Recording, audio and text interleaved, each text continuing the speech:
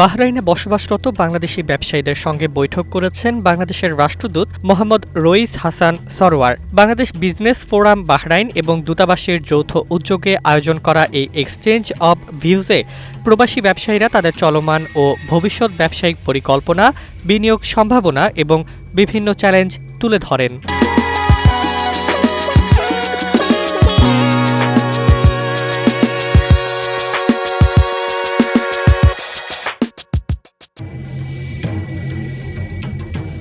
বৈঠকটি অনুষ্ঠিত হয় গত শুক্রবার বিকেল ৪টায় মানামায় বাংলাদেশ দূতাবাসের অডিটোরিয়ামে। রাষ্ট্রদূত মোহাম্মদ রইস হাসান সরওয়ার এনডিসির সভাপতিত্বে অনুষ্ঠানে আরও উপস্থিত ছিলেন দূতাবাসের শ্রম কাউন্সিলর মাহফুজুর রহমান, পাসপোর্ট ও ভিসা শাখার তৃতীয় সচিব ইলিয়াসুর রহমান এবং সচিব মামুনুর রশিদ সহ অন্যান্য কর্মকর্তা ও কর্মচারীবৃন্দ।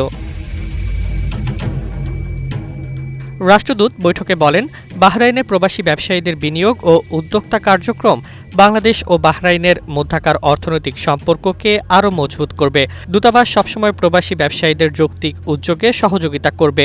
অনুষ্ঠানে বাংলাদেশ বিজনেস ফোরাম বাহরাইনের নেতৃবৃন্দ ছাড়াও বিভিন্ন খাতের বিশিষ্ট ব্যবসায়ীরা অংশ নেন। অংশগ্রহণকারীরা আশা প্রকাশ করেন, এ ধরনের মতবিনিময় প্রবাসী ব্যবসায়ীদের সঙ্গে দূতাবাসের সম্পর্ক আরও জোরদার করবে এবং কার্যকর সমন্বয়ের সুযোগ তৈরি করবে।